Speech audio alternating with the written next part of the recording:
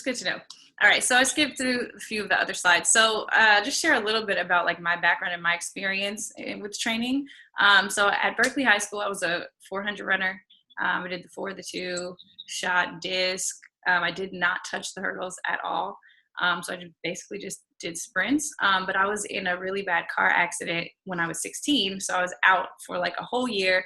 And during my senior year, when you're supposed to be like looking at colleges and stuff, I was still like getting back into the swing of track. So I went to Laney College. And then from there, I mean, I was running maybe like high 12s in the 100 at that point because I was so out of shape. I broke my leg. I was out for like 6 months, couldn't do anything. And so when I came back, like my coach really had to fine tune me and he had to accelerate me because I was a freshman in college, just learning how to hurdle and not knowing anything really and not having a base at all. So that experience, I mean, I went from running 400 and I became a 100-meter hurdler. So I was now like ranked in the state. I just remember seeing those time drops and just the way that he managed and like assessed us along the way as far as our speed development and our ground contact time, and like the video analysis were just so like specific, and I learned so much. And I got good enough to go to UCLA, which was amazing because I'd never run this is literally I'm starting at UCLA, my 3rd year ever running hurdles at all. And I'm with these girls that are running, like they've been running for their whole life, you know? So I say, let's start it from the bottom. Now we here, hey. So that is what really inspired me to become a coach, and the speed development base that I got from that coach as I started working with athletes, I was like, oh, okay, wow, this actually sets me apart. I feel like I have this knowledge that when I apply it, I get these results and I know how to get them. Whereas other people are like, how did you do that? You know, like, what did you do? All right, so the purpose of Speed Basics, I'm going to do this every week and I'm really excited about it, is just to kind of start a conversation, I want to put out stuff that is applicable, that is really like, hey, I can take that and I can apply it. So moving forward, there'll be more like video analysis type stuff. It won't just be me talking. So the purpose is just to like go through the essential components and what I've learned that has set me apart and allowed me to get results. All right. So common misconception: speed is developed at the end of the season. So often what I do, I'll send you this, training analysis doc that I give people. And I ask them before I start working with them, what did you do, or what do you normally do year round? Okay. What are your first 3 months of training look like? What are your mid months? What are your competition season parts of training look like? And then I use that to see, okay, are we doing it correctly? Right. And so, hey, Ryan, thanks for tuning in. We are just jumping in. So if you have any questions, just kind of like raise your hand or something.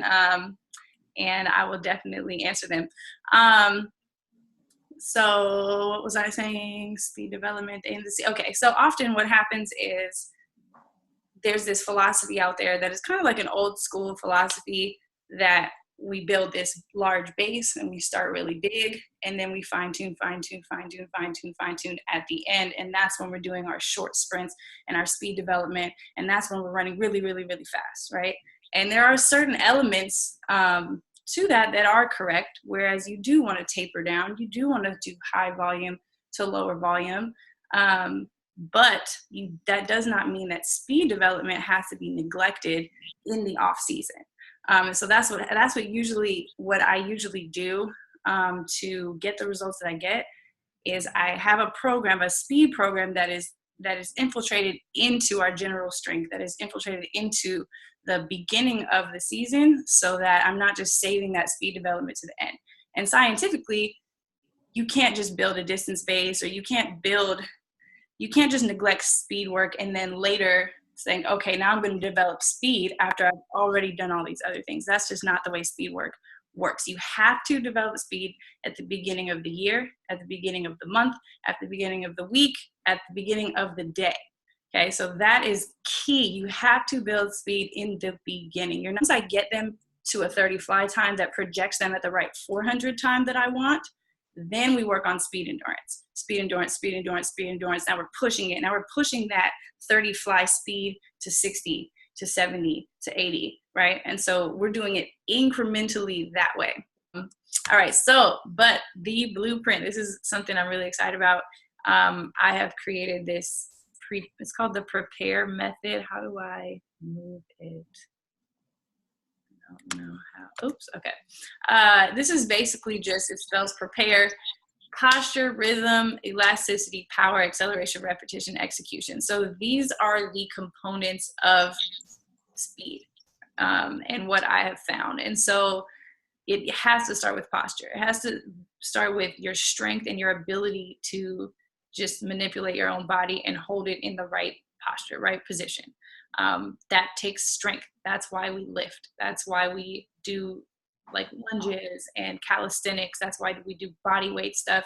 That's why we stretch, right? We always want to maintain good posture, and people neglect keeping posture training in their training plan the entire year, right? Okay, even if it's high volume phase, we still have to do something that is related to posture every single day.